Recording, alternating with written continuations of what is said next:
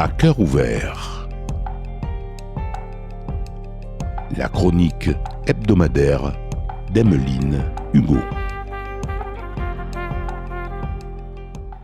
Wise men say only fools rush in, but I can't help falling in love with you.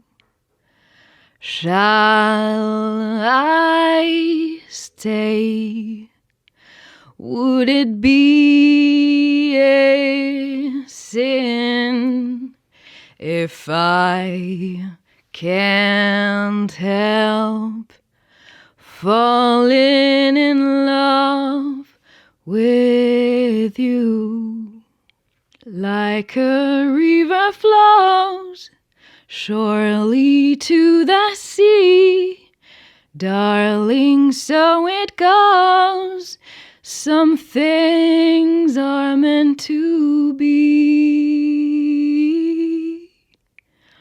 Prends ma main et prends toute ma vie aussi, car je ne peux m'empêcher de t'aimer, for I can't help falling in love with you. Un homme sage dit: seuls les idiots foncent, mais je ne peux m'empêcher de tomber amoureuse de toi. Devrais-je rester ? Serait-ce un péché si je ne peux m'empêcher de tomber amoureuse de toi ? Comme une rivière coule sûrement vers la mer. Chérie, c'est comme cela que ça va. Certaines choses sont faites pour être. Take my hand, prends ma main.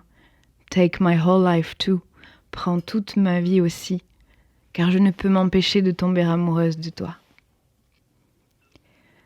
Les amis, j'imagine que cela vous est déjà arrivé. L'un de mes plus grands désirs s'est brisé. Oui, ça n'a pas été simple à encaisser. Non.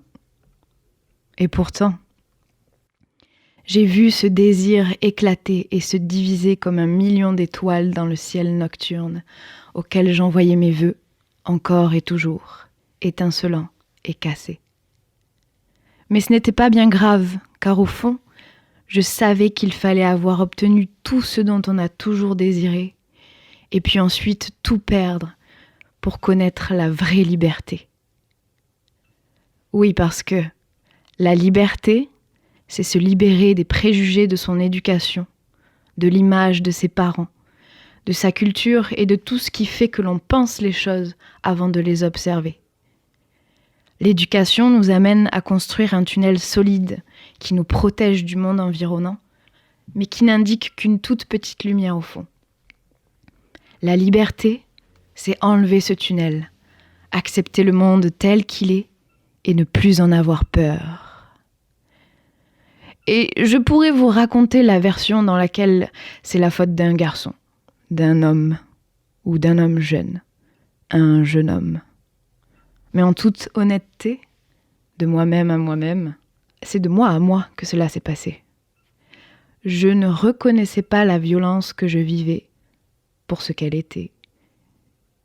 Et je la minimisais et me disais « Mais non, c'est de l'amour qu'il me donne là !» Je mesure les violences que j'ai reçues. J'ouvre les yeux.